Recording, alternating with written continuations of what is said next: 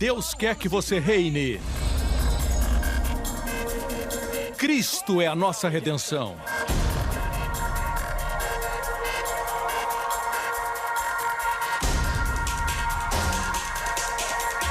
Deus é justo e faz o pecador justo.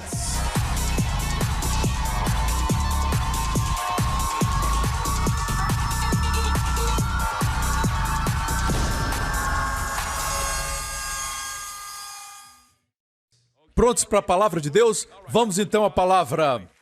Essa é minha pregação. Em Tessalonicenses. Você não ama o Senhor? Demonstre amor para com Ele. Dê a Ele o louvor por quem Ele é. 1 Tessalonicenses, capítulo 5.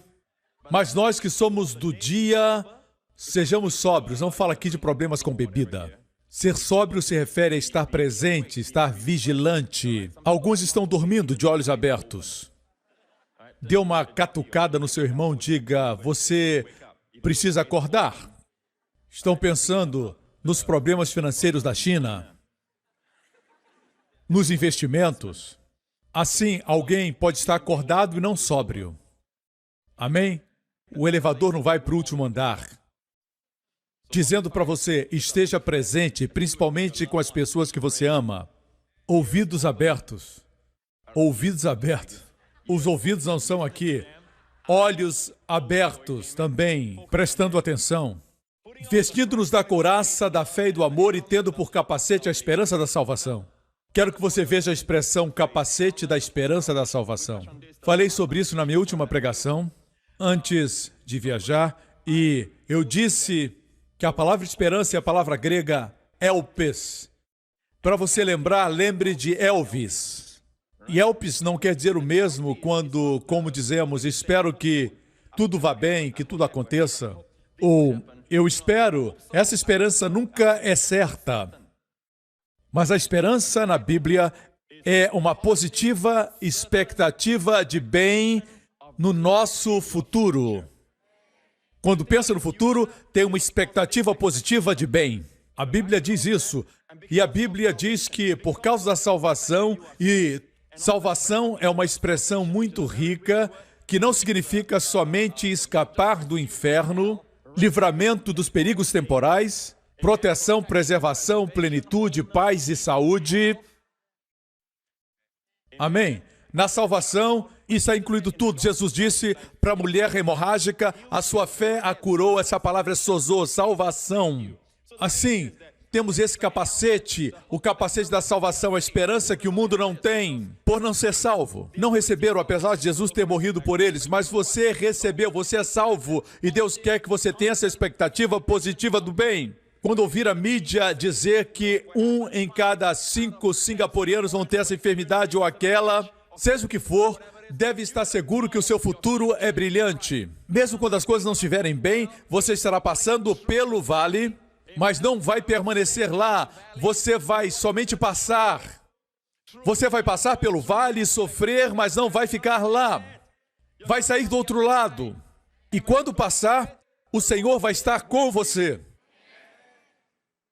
Amém? Assim aqui, esse capacete é a expectativa confiante de que as boas coisas que acompanham a salvação virão. Tem que vestir esse capacete e nunca tirar, nem mesmo quando estiver dormindo. No meio da noite, quando acorda e sua mente começa a ficar preocupada, você tem que colocar esse capacete. No momento em que você desperta, naquele exato momento quando você desperta, o inimigo põe pensamentos. Mas essa é a hora que Deus fala comigo. Mas o inimigo pode semear pensamentos. Tem que dizer, diabo, isso não vai acontecer, porque eu sou salvo, eu sou a justiça de Deus em Cristo. Amém? Isso não vai acontecer. Boas coisas vão acontecer no meu futuro. Quando digo isso, não estou dizendo que os crentes não passam por tribulações. Os crentes passam por tribulações. Eu compartilhei isso com os irmãos da conferência da Hillsong, coisas que o pastor Brian passa, e os problemas que eu enfrento são por causa do ministério.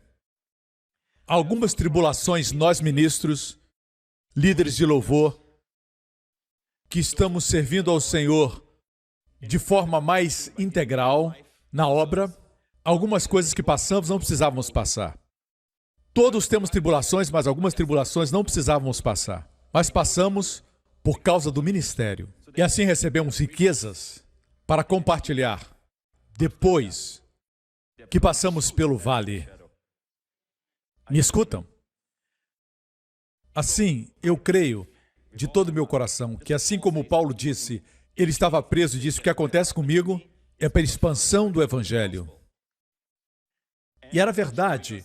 Ele foi preso e cada vez que estava preso pelos soldados romanos, eles eram salvos. Quando eram salvos, perdiam a importância para o governo romano e eram substituídos por outros soldados, que também eram salvos. Foi seu testemunho.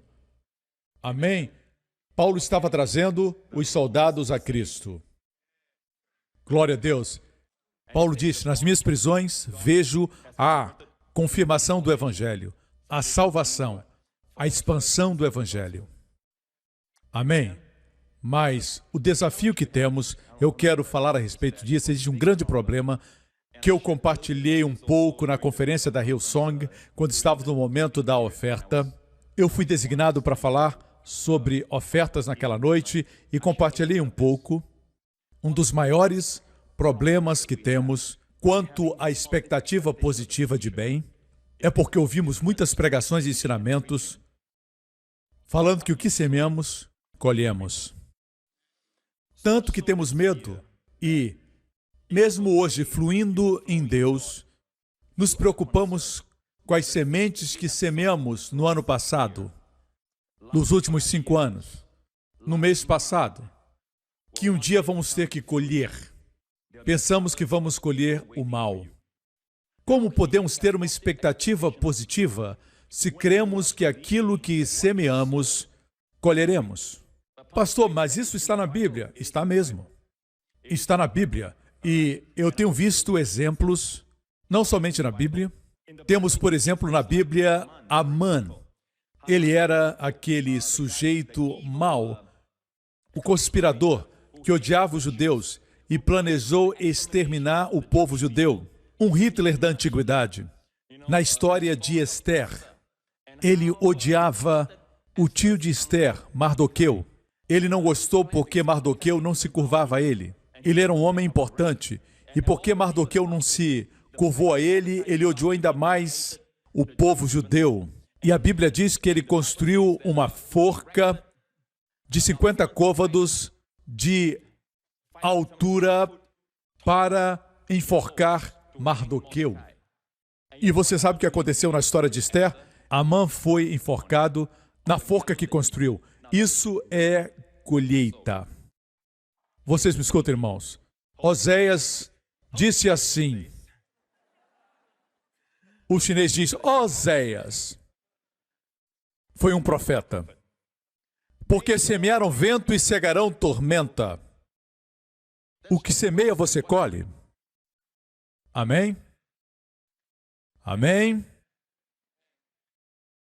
Davi semeou adultério.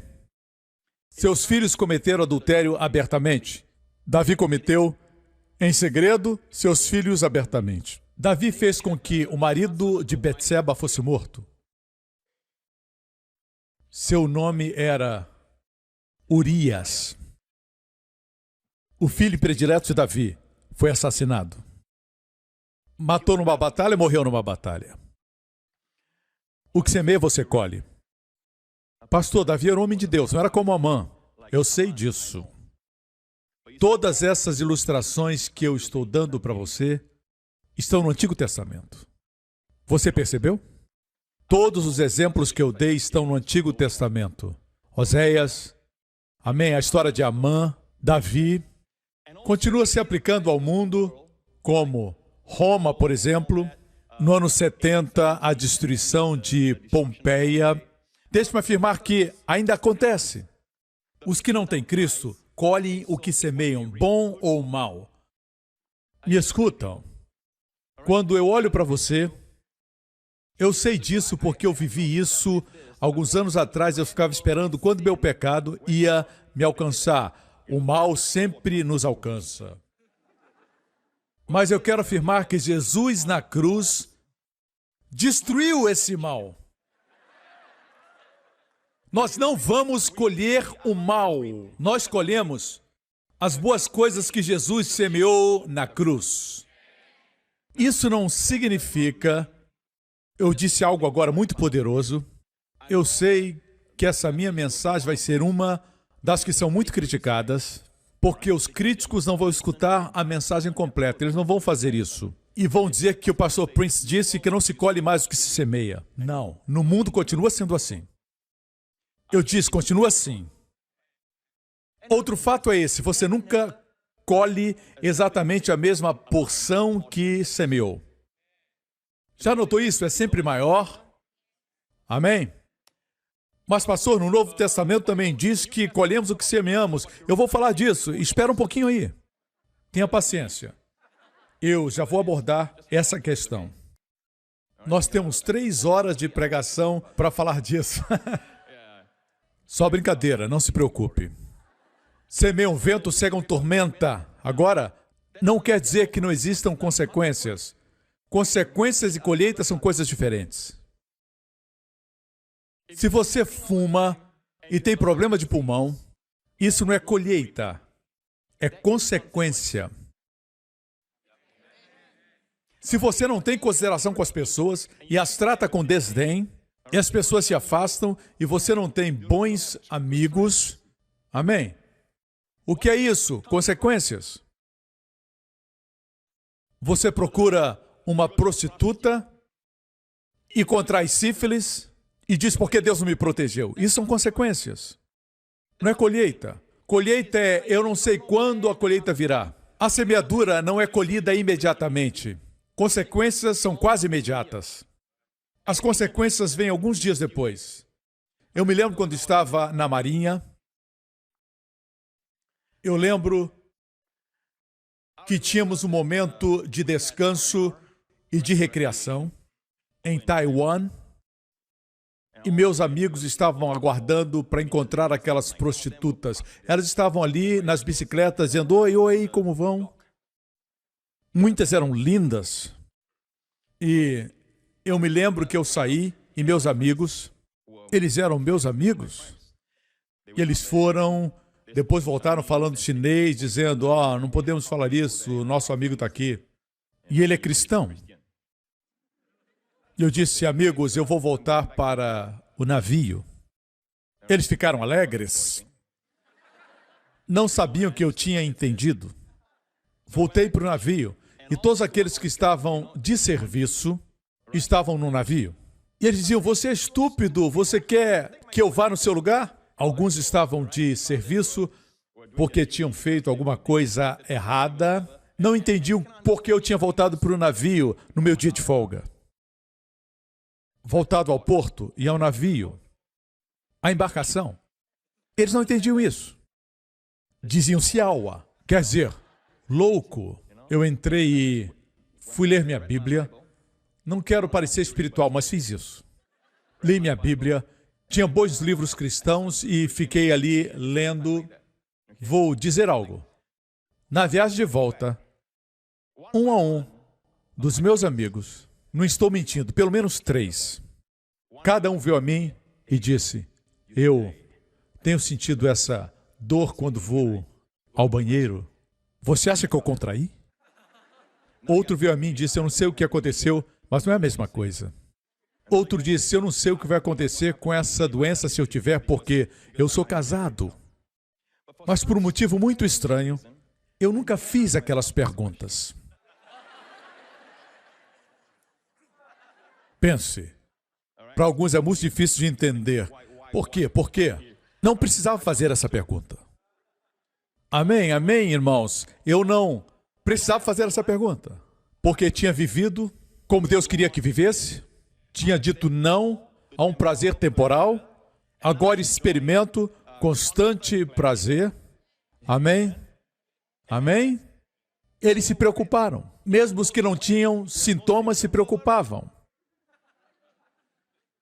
Isso é consequência, não é colheita. Certo? Em alguns dias as consequências aparecem. Mas a colheita é diferente. Eu tenho visto muito julgamento no corpo de Cristo.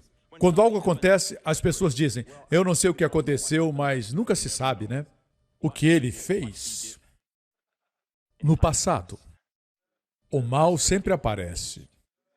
O que semeia, colhe. E alguns pregadores ainda dizem assim, não vos enganeis, o que o homem semear, isso também colherá. Tem que dar essa ênfase. Aí vem uma expectativa de mal para o futuro. Como pode vestir o capacete da esperança da salvação? Se é assim que você crê. Mas, pastor, isso está no Novo Testamento. Em função do tempo, eu vou dizer agora, somente ocorre em duas ocasiões. Uma fala de semear e colher. Existe uma terceira, mas duas são mais importantes. Uma fala de semear e colher dinheiro. Vejamos aqui em 2 Coríntios 9, e digo isto, o que semeia pouco, pouco também ceifará, e o que semeia em abundância ceifará. Cada um contribua segundo o propósito no seu coração, não com tristeza ou por necessidade, porque Deus ama o que dá com alegria. O contexto fala de finanças. Quanto a finanças, sim, Deus diz, você pode ser um crente, mas Jesus foi feito pobre para que você, por sua graça, seja rico. Está no capítulo anterior a esse. O contexto inteiro é finanças. Deus diz, quão rico você quer ser? Você decide, se semear pouco, pouco ceifará. Se semear abundantemente, abundância ceifará. Crentes pão duros não prosperam. Me escutam, irmãos. Tem pessoas que são pecadoras, mas são generosas e prosperam. Esse é o princípio da semeadura e da colheita. Repito, esse é o princípio da semeadura. Se aplica à oferta, eu podia falar e mostrar mais na Bíblia. E a outra ocasião é quanto à semeadura da palavra. Certo? Marcos 4. Disse Jesus, não percebeis essa parábola. Como entendereis todas as parábolas? O que semeia, semeia... O quê? Agora mesmo estou semeando a palavra na sua vida. Estou crendo em grandes resultados, crendo que Deus vai dar uma colheita abundante. Estou crendo que Deus dará a você um grande futuro, porque estou semeando a palavra de Deus em você. A outra referência está em 1 Coríntios 15 e fala do seu corpo. Semeia-se o corpo em corrupção, ressuscitará em incorrupção. Fala que quando Cristo voltar, teremos um novo corpo. Mas note que o corpo da colheita será diferente do corpo semeado. É semeado em corrupção, ressuscitará incorruptível. Semeado em desonra, ressuscitará em glória. Semeado em fraqueza, ressuscitará em poder. Semeado no natural, ressuscitará sobrenatural. Só se aplica a essas situações. Mas, pastor, não vos enganeis. Deus não se deixa escarnecer. Vejamos o que diz Gálatas 6, versículo 7. É assim que diz em Gálatas. Não erreis, Deus não se deixa escarnecer, porque tudo que o homem semear, isso também ceifará. Soa como se isso ainda se aplicasse ao crente. Está no livro de Gálatas, certo? Estão vendo? Por favor.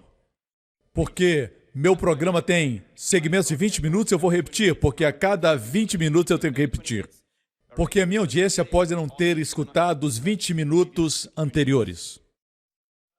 Por causa disso, eu repito para que não digam que eu não disse que semear e colher não existem. Existem consequências. Houve um homem que há 38 anos não andava. Não sabemos qual o motivo da sua paralisia. E a Bíblia não diz. Mas Jesus o curou no tanque de Betesda. O Senhor é maravilhoso. Os famosos e ricos, quando vão a uma cidade, mandam fazer uma fila especial para os famosos e para os ricos. Os iguais se atraem. Jesus, de fato, é rico. É o Rei dos reis e Senhor dos senhores. Mas quando entrou em Jerusalém, foi diretamente para Betesda, onde colocavam os enfermos e impotentes. Te amo, Senhor. Esse é o nosso Jesus, amém? Lá ele viu aquele homem paralítico por 38 anos e Jesus disse, levanta, toma tua cama e anda. E ele andou. Mais tarde, Jesus o viu no templo e disse isso para ele. Eis que já estais são. Não peques mais para que não te suceda alguma coisa pior. Outra versão diz, não te aconteça algo pior. Não peques mais para que não te suceda. Dinomai no grego, aconteça. Não peques mais. Alguém diz, isso que o senhor leu não é semeadura e colheita? Veja bem o que aconteceu. Leia com cuidado. No grego é a palavra amartano, que quer dizer um certo ato pecaminoso. Um verbo. Não é amartia, que é um substantivo. Era um tipo de pecado que Jesus disse para que ele não cometesse mais. Você está são, não cometa de novo. Não sei por que ele não andava. Não sei a razão, mas eu sei que a sífilis, uma doença sexualmente transmissível. A sífilis pode causar paralisia no homem, em casos extremos, impedindo-o de andar. Ok? Podia ter sido isso. Eu não sei. Não estou julgando essa pessoa porque a Bíblia não revela qual o pecado. Mas Jesus falou amartanô, que é um verbo, uma ação. Você foi curado. Não cometa mais esse pecado. O pecado tem consequências.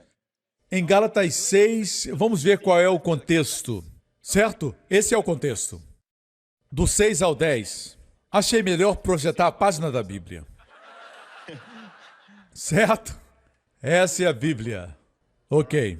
Já lemos, não erreis, Deus não se deixe escarnecer, tudo que o homem semear, isso também se fará. Mas vejamos o versículo anterior para entendermos o contexto. Tudo deve ser interpretado no seu devido contexto. Repito, tudo deve ser interpretado no contexto. Versículo 6, e o que é instruído na palavra, reparta de todos os seus bens com aquele que o instruiu.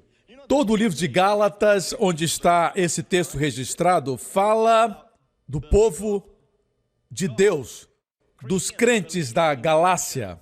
Viviam na graça. Ou faziam isso, ou estavam misturando ou combinando lei e graça. Esse era o problema dos Gálatas. Você sabia que Paulo nunca chama os Gálatas santos? Até os coríntios ele os chama de santos, santificados. Mas nunca chama os Gálatas santos, porque haviam introduzido a lei. Queriam se aperfeiçoar através da lei. Ele nunca os chama de santos. Não os chama de santos em Gálatas. Interessante. Esquece. É interessante para mim. Ele não usa as expressões preliminares como das outras cartas, dizendo tudo é vosso, até mesmo escrevendo aos Coríntios, uma igreja carnal, ele dizia tudo é vosso, seja Paulo ou Apolo, tudo é vosso porque crê em Cristo e vocês pertencem a Ele, ele disse. A vocês não falta nenhum dom, vocês têm todos os dons, vocês não têm falta de absolutamente nenhum dom. Ele os encoraja e os chama de santos. Muitos conhecem 1 João 1,9, mas não conhecem 1 Coríntios 1,9. Fiel é Deus, pelo qual fostes chamados para a comunhão de seu Filho. Era uma igreja carnal. Eu disse, era uma igreja carnal. Mas em Gálatas, Paulo começa no capítulo 1, trazendo uma maldição dupla para todos que pregam outro evangelho. Não vou entrar nesses pormenores, mas diz que eles foram enganados. Mestres vieram e se introduziram. Eles foram enganados. Diga enganados. Paulo usa a expressão enfeitiçados, mesma palavra. Enganados, enfeitiçados. Amém? Enfeitiçados quer dizer, lançaram uma maldição. E eles foram enganados. Aqui ele diz, e o que é instruído na palavra, reparta de todos os seus bens. Continua falando aqui de oferta. Certo? Vamos pular agora para o versículo 9. E não nos cansemos de fazer o bem, porque a seu tempo ceifaremos, se não houvermos desfalecido. Não fala da semeadura ruim. Ou então não diria, não se cansem de fazer o bem, porque vocês vão colher coisas ruins. Não. Boas coisas, se não desfalecessem. A seu tempo, tudo que vocês semearem financeiramente, amém? Vocês vão colher. E, obviamente, ele fala daquele que ensina a palavra e deve receber os benefícios por ensinar a palavra de Deus, se referindo àqueles que ensinavam a graça na igreja da Galácia. Porque outros mestres vinham se infiltrando e ensinando o povo a se judaizar. E muitos davam dinheiro. Muitas vezes o motivo era o dinheiro. E Paulo está dizendo, vocês têm que dar àqueles que ensinam as boas coisas. Diz, o que é instruído na palavra, reparta de todos os seus bens com aquele que o instrui. Não erreis, Deus não se deixa escarnecer. Veja bem qual é o contexto. Versículo 10. Então, enquanto temos tempo, façamos o bem a todos, mas principalmente aos domésticos da fé. Os versículos 6, 9 e 10 falam de ofertas.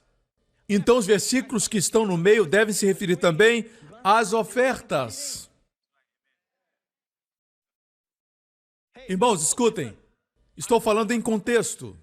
O versículo 7 não pode ser tirado do contexto. Não vos enganeis. Deus não se deixa escarnecer. Quem semear também ceifará.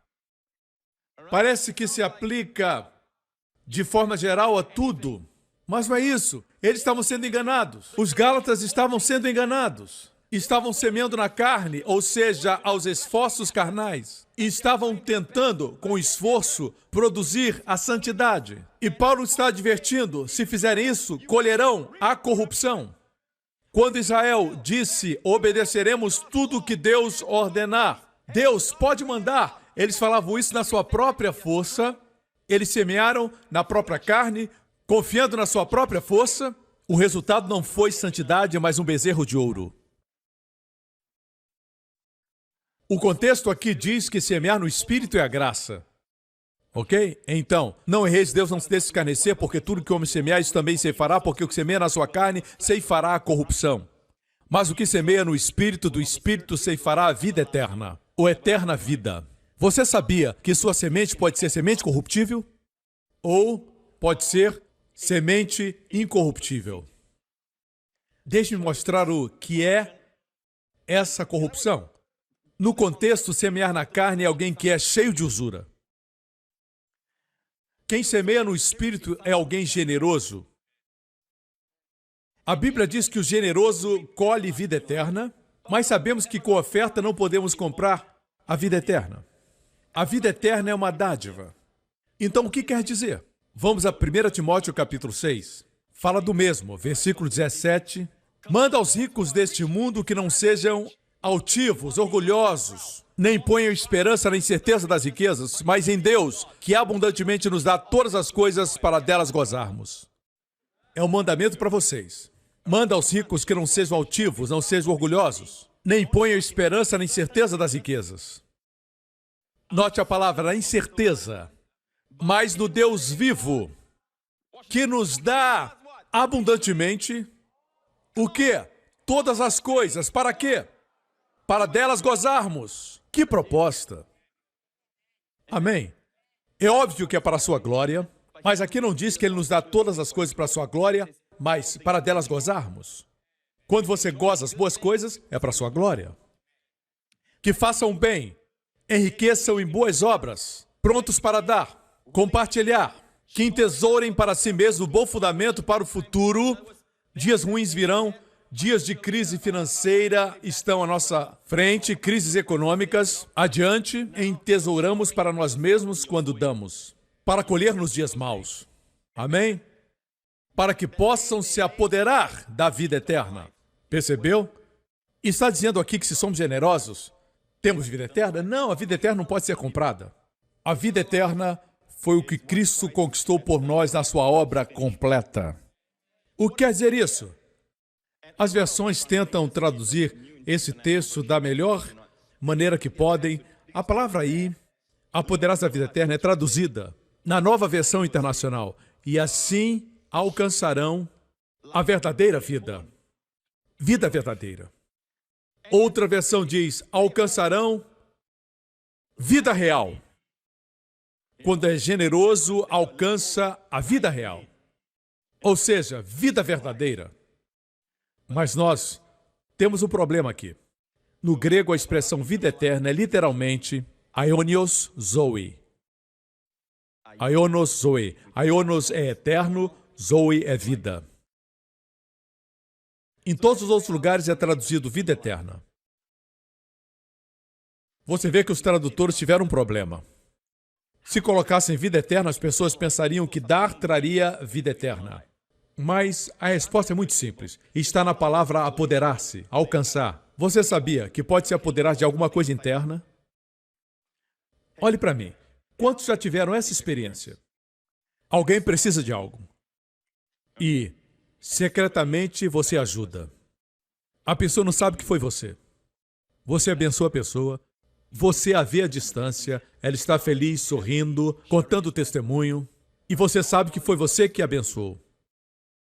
Isso significa que você foi roubado da sua alegria? Não. Quando você dá assim, quando dá dessa maneira, muitos experimentaram isso, você tem um sentimento interior de vida fluindo de você. Você colhe aquilo que você semeou. A vida eterna está em você, agora você já está colhendo nas suas emoções, se apodera da vida eterna. Você já experimentou isso? Eu sei que vocês não são pão duros. Essa igreja não é de mãos fechadas.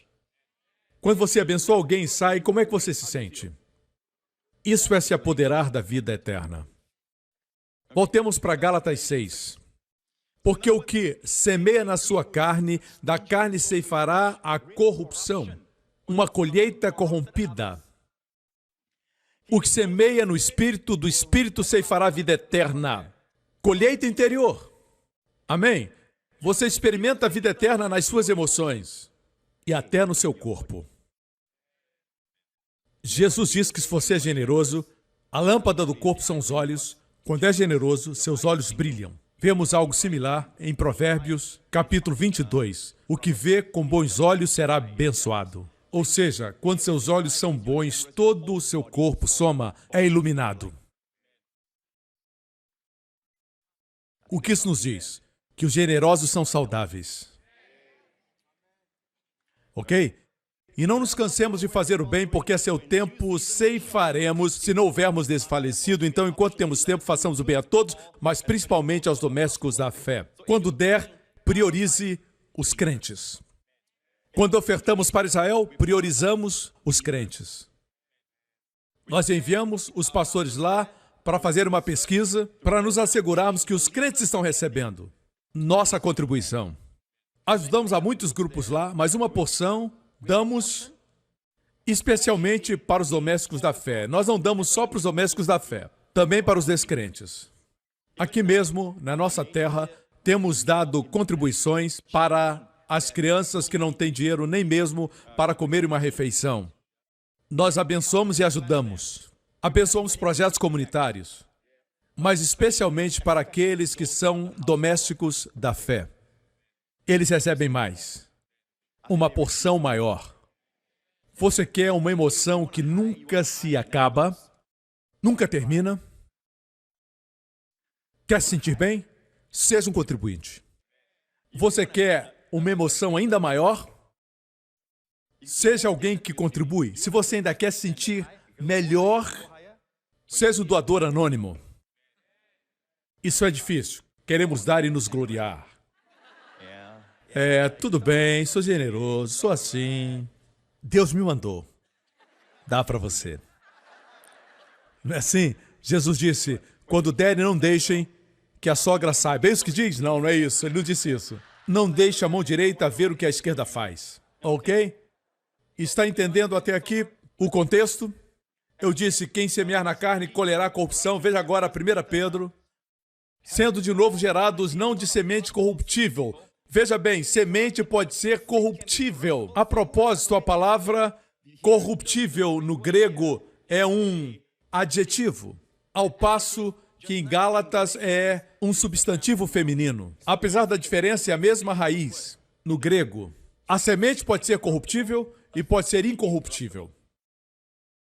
Homens, se o médico diagnosticar você como alguém que não tem semente ou com semente corruptível, eu lhe digo, a palavra de Deus pode dar a você uma semente incorruptível. Não fique chocado. A palavra semente aqui é esperma. Aqui a palavra é esperma. Por isso eu disse o que disse. Vocês são bem jovens, não são inocentes. O que o senhor está dizendo? Veja, a palavra de Deus impacta as suas partes mais íntimas. Pela palavra de Deus viva e que permanece para sempre. No versículo 25 diz que essa palavra vos foi evangelizada. É o evangelho. Até os 10 mandamentos são a palavra de Deus. Mas foram para aquela época. A graça é a palavra de Deus para agora. Amém? Estão aprendendo? O fato é esse, irmãos. Veja bem, por que estou compartilhando isso com vocês agora? Porque vejo pessoas que eu gosto, que eu amo, eu olho para o corpo de Cristo, olho para a audiência, uma das coisas que eu gosto de fazer é olhar para a audiência, seja aqui no templo ou seja através da televisão, eu gosto de olhar para o povo, e eu escuto pregações que são muito duras, pregações que não produzem esperança, e o povo, quando escuta, se sente, na verdade, condenado, se sente mal, se sente para baixo. E essa não é a vontade de Deus. Não erreis, Deus não se deixa escarnecer. O que semear vai colher. Eles são crentes, se arrependem do que fizeram. Eles já se arrependeram do que fizeram no ano passado. Mas tem medo que um dia, pum, não existe nenhuma colheita ruim para o seu futuro. Desculpa se você espera por isso. E a culpa é daquele que ama você. Com sua morte na cruz, ele deixa você colher o que ele semeou. Amém? Porque ele colheu o que você semeou. A tormenta não virá. Você viu a tormenta na cruz? Houve trevas por 3 horas e uma tormenta de juízo. O salmista messiânico disse, ondas e mais ondas. Retratamos isso no vídeo que produzimos. Você deve saber que essa foi a tempestade que ele colheu. Quando a Bíblia diz que ele foi ferido por nossas transgressões, podemos dizer que foi ferido por nossas semeaduras. Colheu o que semeamos, para que ceifemos o que ele semeou. Pastor, com isso só tira a nossa responsabilidade. Não, isso é o Evangelho. Estamos experimentando o que outro semeou. Onde está a confirmação bíblica disso?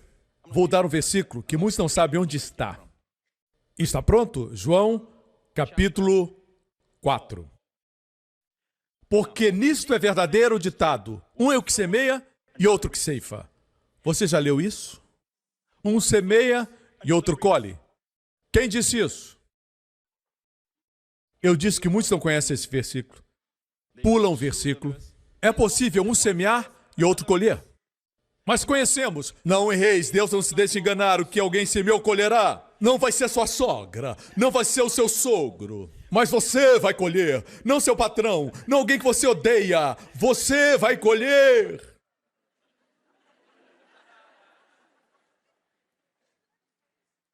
Verdade? Mas já escutou isso? Um semeia e outro colhe. Jesus disse isso. Gostou? Ele se referia a todas as sementes da palavra que foram semeadas em Samaria. Esse é o contexto. Quem semeia, recebe galardão. Você já pensou que quem semeia, recebe galardão? A geração depois da vinda de Cristo são uma geração de colheita, de ceifa. Está colhendo o que os profetas de Israel semearam. De alguma forma, de algum jeito, alguém está semeando, não é verdade?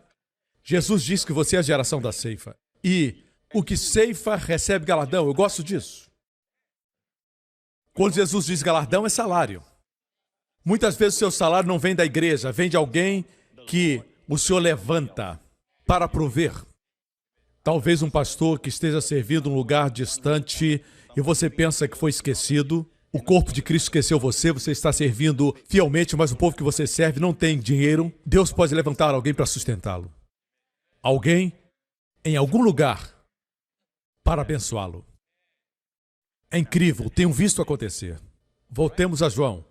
E ajunta fruto para a vida eterna, para que assim o que semeia como que ceifa, ambos se regozijem. Porque nisto é verdadeiro ditado, que um semeia e outro ceifa. Vos enviei a ceifar onde vós não trabalhaste, outros trabalharam. Se referia aos profetas. É bonito Jesus mencionar os profetas. Outros trabalharam. Reconheceu o trabalho deles. Eu amo o Senhor. E vós entrastes no seu trabalho. Ele estava dizendo, vocês estão colhendo o que outros semearam. Muitas vezes nós pregamos o Evangelho para os nossos amigos e eles não respondem. Alguns meses depois, uau, chega a colheita. Estão na igreja. Aquela pessoa está na igreja? Sim. Mas como? Eu preguei tanto para ele. Era tão rebelde. Era contra Cristo. Está na igreja agora? Quantas vezes ouvi isso? Eu encontro muitas pessoas que estão na igreja agora, mas quando pregava para elas, era como um muro de pedra. Hoje estão na igreja. Muitas vezes você semeia mas são outros que colhem. Escuta. O fato é este. O ditado é esse: uns semeiam, outros colhem. Mas o Senhor está vos levando a entender uma grande semeadura. A semeadura dos pecados do mundo. E uma grande colheita que aconteceu na cruz. Um semeia e outro colhe. E alguns são como os confortadores de Jó. Veja aqui. Olhe para mim. Lembra dos confortadores de Jó? Ele tinha 3. Certo? Bildade, Zofar e Elifaz. Zofar argumenta de um ponto de vista legalista. Ele pensava que Deus era um Deus legalista e executor. Mas Deus é um benfeitor liberal e generoso. Deus não está contra você, Ele é por você. Ele era um péssimo amigo.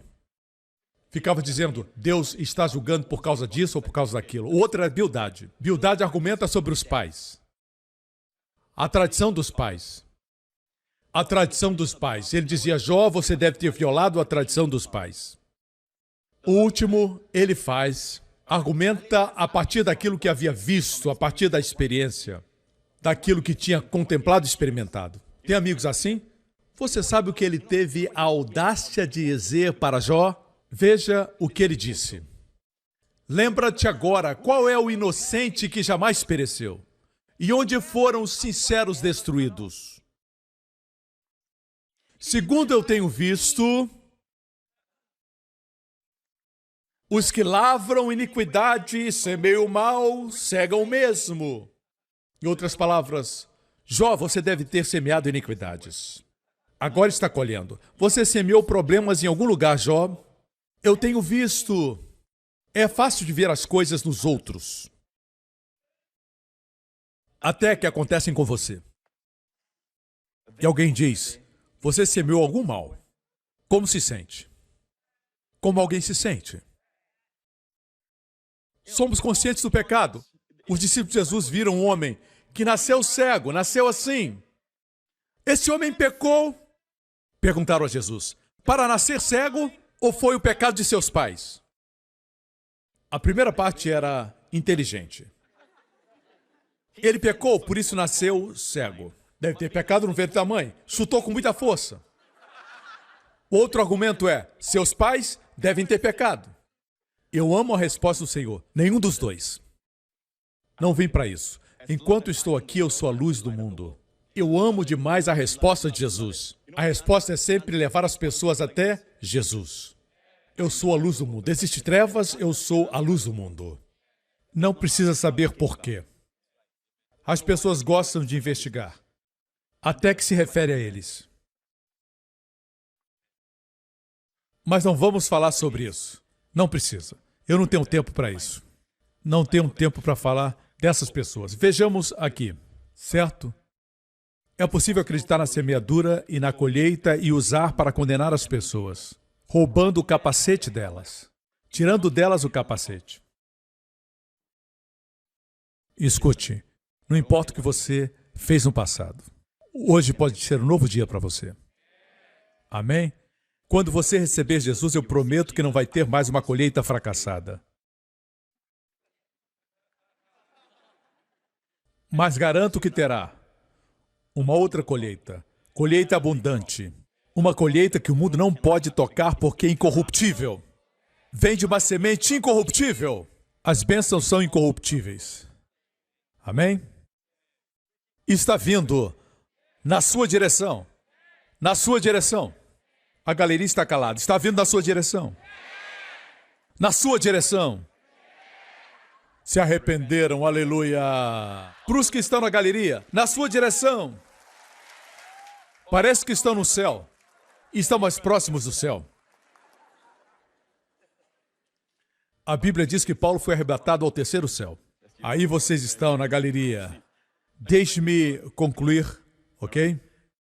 Esse argumento que você semeia tomate e colhe tomates é verdadeiro, mas precisa ver o outro lado, que está no Antigo Testamento. Veja aqui, Salmo 126. Quem semeia lágrimas, colhe alegria. Você já leu? Não parece que você colhe o que semeia. Você semeia lágrimas e colhe um rio. Correto? Sempre colhemos mais do que semeamos. Mas aqui está o porquê. de tudo isso está acontecendo está no versículo 1 do capítulo 126. Quando o Senhor trouxe do cativeiro os que voltaram de Sião, estávamos como os que sonham. Então a nossa boca se encheu de riso e a nossa língua de cântico. Grandes coisas fez o Senhor. Se refere a Jesus, transformando o cativeiro, se tornando cativo. No momento que ele foi preso no jardim, ele nos libertou. Se tornou cativo aquele que era verdadeiramente livre. Não havia culpa para ele. Ele não conhecia pecado, ele não cometeu pecado, nele não havia pecado. Mas se tornou cativo para nos libertar. Por isso amo e exalto o seu nome onde quer que eu vá. Assim, quando o Senhor trouxe do cativeiro os que voltaram de Sião, Sião sempre se refere ao povo da graça, não o Sinai. Nossa boca se encheu de riso e de cântico. E o mesmo Salmo diz que esse povo, mesmo quando chorava, não colhia o choro, colhia algo positivo, algo bom, regozijo no futuro. Os que semeiam lágrimas cegarão com alegria. A Bíblia diz que isso é semente preciosa. Vamos acelerar por causa do tempo. Me acompanham até aqui? Bem, o fato é esse. O que nos diz o Sermão da Montanha? Jesus disse, bem-aventurados. Muitos conhecem o Sermão da Montanha na perspectiva de Mateus. Vou mostrar a narrativa de outro escritor. Ok? Ambos são inspirados. Só para você saber. Olhe e veja se você entende. Ambos são o mesmo Sermão da Montanha. Lucas capítulo 6. E levantando ele os olhos para os seus discípulos, dizia, bem-aventurados vós, os pobres, porque vosso é o reino de Deus.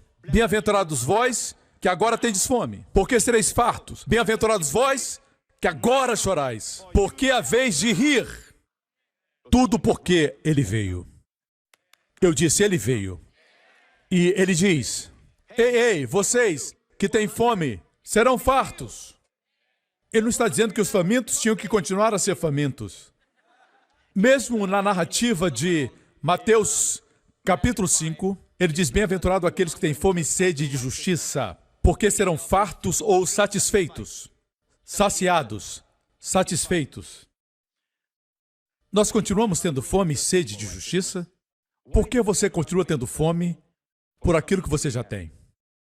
Mas para o povo daquela época ele disse, serão satisfeitos. Porque ele iria dar a dádiva da justiça. Amém? Quando você quer ser satisfeito?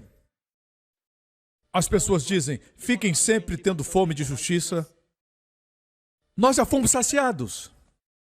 No Evangelho de Lucas, ele fala do agora. Bem-aventurado você que chora agora. Sabe por quê? Você vai sorrir. Bem-aventurado você que está sofrendo agora. Será liberto. Porque ele veio. Ele veio. Ele veio. Ele veio. O Senhor já veio. E porque ele veio, tudo mudou. Deixe-me concluir. Eu sei que muitas pessoas usam esse versículo para ajudar as pessoas, usam o versículo bem intencionados. O que o homem semear, isso colherá. Tentam produzir uma vida santa, mas santidade não é produto do medo. Uma vida santa é produzida pela revelação do amor de Deus. Você ora para que eles compreendam a altura, a largura, a profundidade do amor de Cristo para que sejam cheios da plenitude de Deus. Quando aconteceu a Guerra do Golfo nos anos 90, as pessoas correram para as igrejas na América. Procuraram as igrejas. As igrejas tinham muita gente nos cultos. Depois que a guerra acabou, o povo sumiu. Não conseguimos prender as pessoas pelo medo. Requer uma revelação de Cristo e do seu amor. Amém? Vou concluir. Todos nós conhecemos aquele anúncio. Deus disse em Jeremias, eis que faço novas todas as coisas. Diga novas.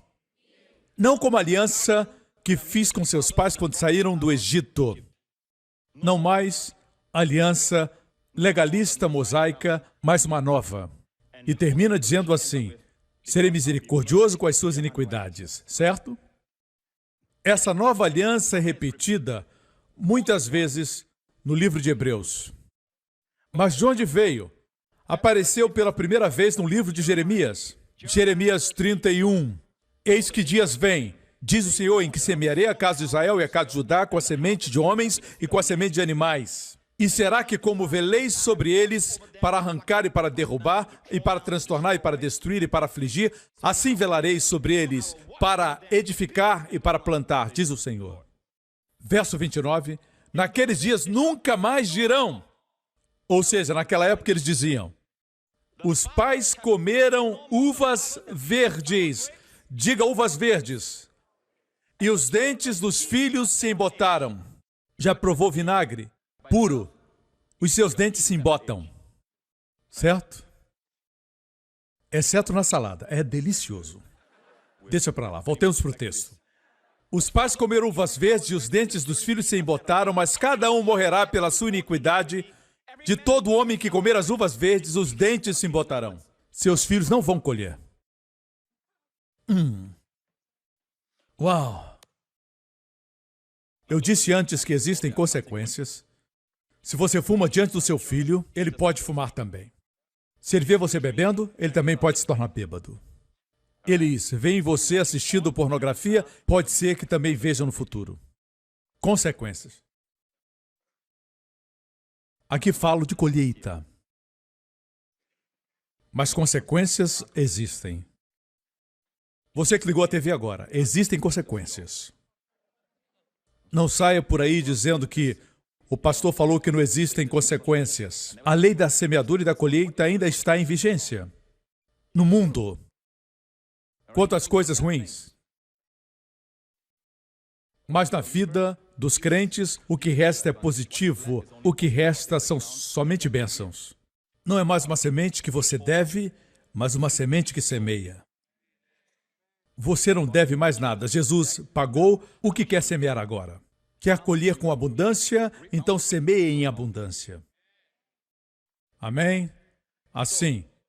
Quando vai acontecer isso? Nunca mais dirão, os pais comeram uvas verdes e os dentes dos filhos se embotaram. Quando vai acontecer? Eis dias vem, diz o Senhor, em que farei uma nova aliança. É daqui que vem a citação. Aqui foi a primeira ocorrência. Termina dizendo, porque lhes perdoarei a sua maldade e dos seus pecados nunca mais me lembrarei.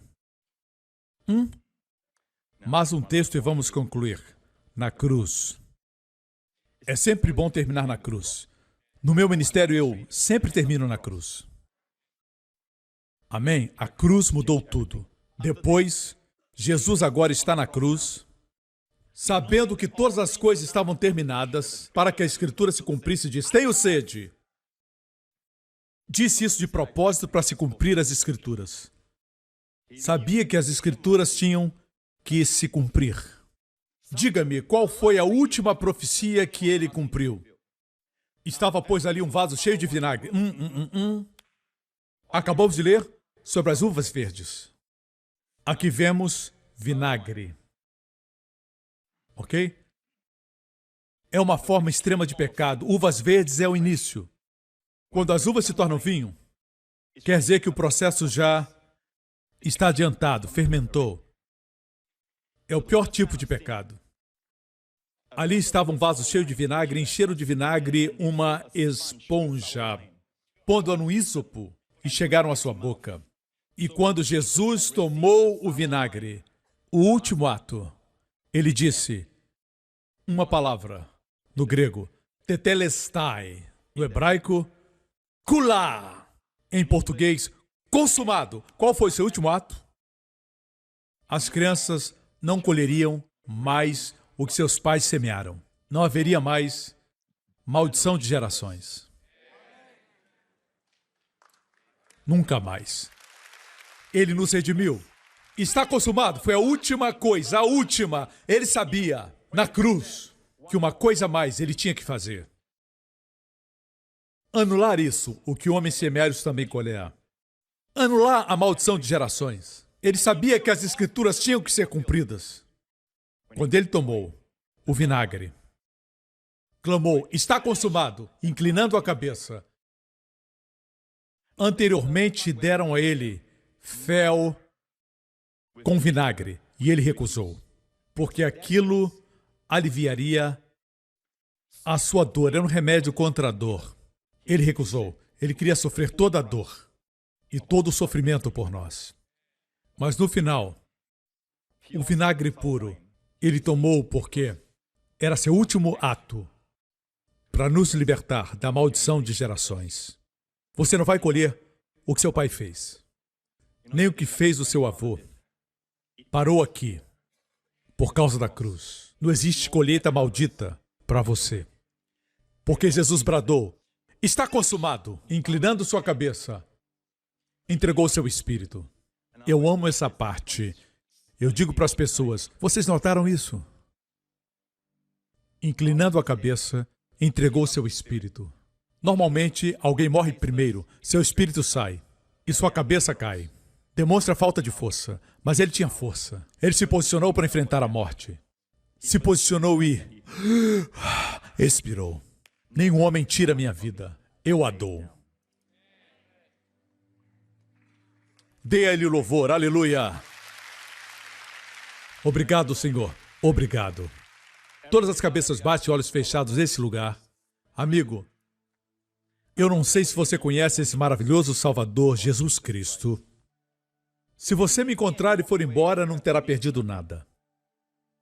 Mas, se encontrar Jesus como fez agora, pela pregação da palavra, se você for embora, vai perder tudo. Tudo, toda a bênção, tudo que é bom, se encontra nele. Deus ordenou que fosse assim, porque Deus amou o mundo, que apesar do mundo ter pecado contra ele e se rebelado contra ele, ele amou o mundo. E a Bíblia diz que ele enviou seu filho. Ele deu seu filho unigênito, que veio ao mundo como um divino forasteiro. Ele respirava a atmosfera do céu. E os homens pegaram esse presente perfeito e o cravaram na cruz. E, apesar de ninguém poder tocá-lo sem sua permissão, a morte não podia atingi-lo sem que ele permitisse. Por que ele permitiu que fosse crucificado? Porque Deus ordenou que a alma que pecar, essa morrerá. O que o homem semear, isso colherá. E Jesus, naquela cruz, levou os seus e os meus pecados e colheu o que nós semeamos. Ele recebeu o julgamento que deveria cair na nossa cabeça e dos nossos filhos. Ele recebeu no nosso lugar. E bradou, está consumado. Nenhuma maldição para você. Nenhum juízo, nenhuma punição, mas uma grande colheita de bênçãos, de coisas boas para você. E mesmo se passar pelo vale da sombra e da morte, ainda aí a bênção estará sobre você. Sua vara e seu cajado consolam você, ele nunca vai deixar você, você vai passar, não vai ficar lá. A partir de agora, você pode ter a constante presença de Deus. A Bíblia diz que se confessarmos com a nossa boca e crermos com o coração que Jesus ressuscitou dentre os mortos, somos salvos. Se esse é você, faça essa oração comigo. Ore com o coração. Diga, Pai Celestial, obrigado por enviar seu Filho Jesus Cristo para ser Salvador do mundo. Eu creio que todos os meus pecados Ele levou e os perdoou pelo seu sangue. Eu creio que não existe mais julgamento para mim. Eu creio que quando Ele ressuscitou dentre os mortos, foi uma proclamação que todos os meus pecados foram tirados. Jesus Cristo é meu Senhor e Salvador. E Pai, de hoje em diante, não enfrento mais a vida sozinho. Não com meus recursos, que são limitados, mas com Jesus ao meu lado, que nunca me deixará, cujos recursos são ilimitados. Obrigado, Pai, em nome de Jesus. Jesus Cristo é meu Senhor para todo sempre. Amém, amém, amém, amém. Glória a Deus, foi abençoado. Fique de pé. Obrigado, Jesus. Lembre-se, quando compartilhar com seus amigos cristãos, por favor, não me prejudique. Não diga, o pastor diz que não existe mais semeadura e colheita. Certo? Não diga isso. São verdades que precisa apresentar dentro do contexto. Existem consequências. Eu disse, existem consequências. Mas não existe colheita para o crente. Não existem colheitas malditas para o crente. Semeadura e colheita existem, mas semear a palavra, semear suas finanças e colher abundantemente.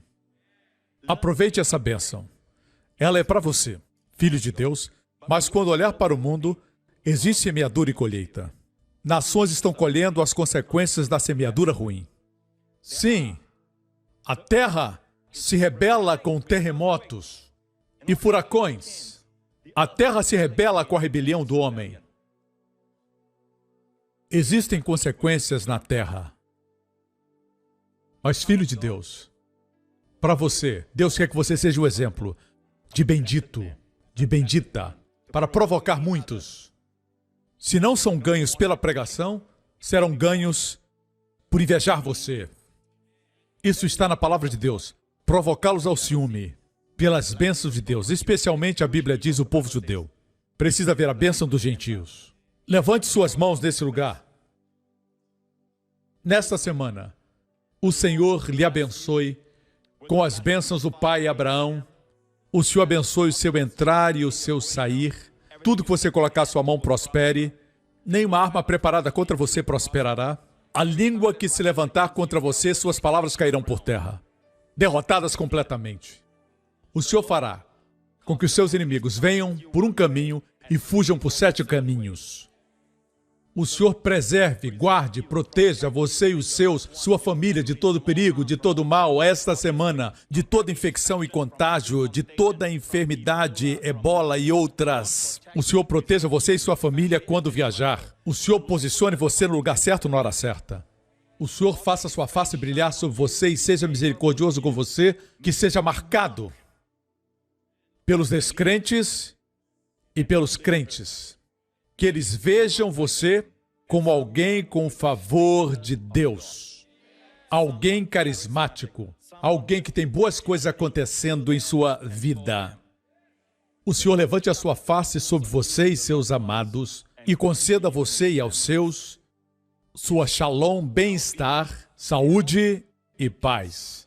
Em nome de Yeshua HaMashiach, aquele a quem amamos porque nos amou primeiro. Deus abençoe você. Até a próxima, irmãos.